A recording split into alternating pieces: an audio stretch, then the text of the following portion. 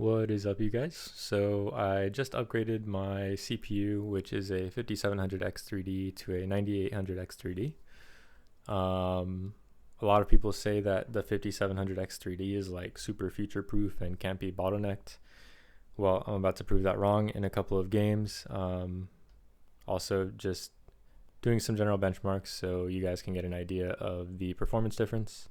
It really depends on what you play. For me, I think it was worth it because I play a lot of Warzone, or I did play a lot of Warzone. I've kind of been on a long hiatus as of late, but I'm going to be playing Battlefield and hopefully getting back into Warzone / Blackout when it comes back. So without further ado, enjoy the benchmarks. This benchmark relies very heavily on the GPU, so you're not really going to see a big difference between the two CPUs. So yeah.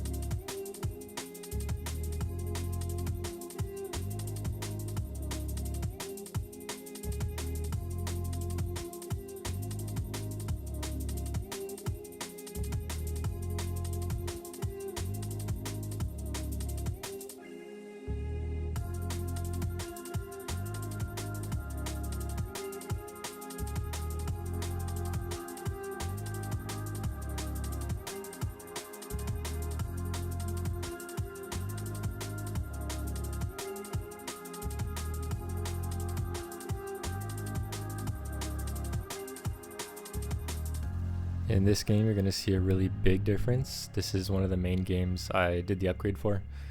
And it's very heavily dependent on the CPU speed. So going from 3.9 or 4 gigahertz to 5 is a huge difference. And also there's a lot more of that level 3 cache.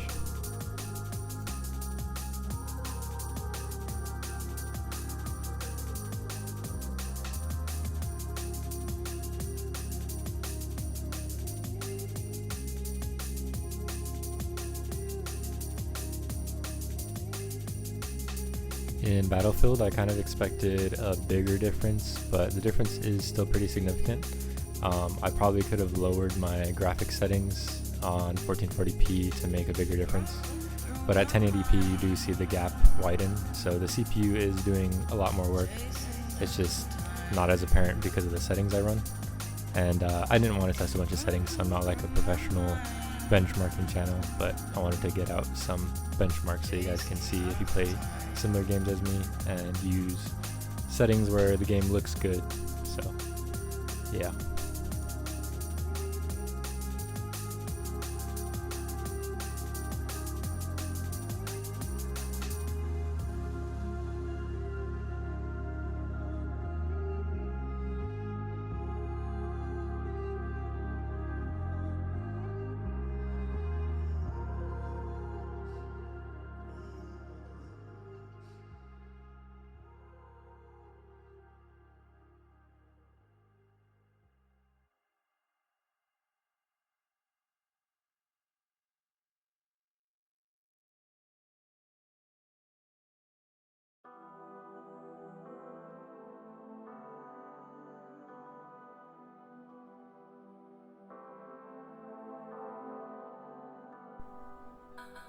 This is an old game, but I have played it, and the difference is pretty significant.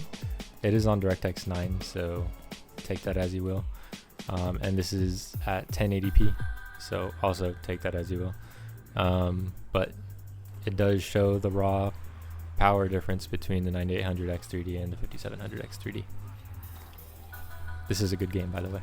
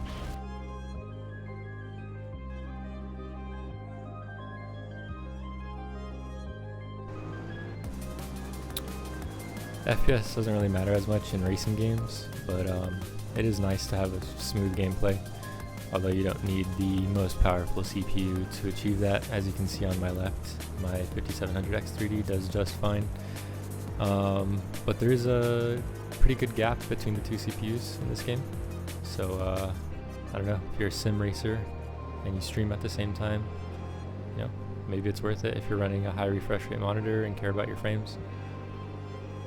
And also it's a free benchmark, so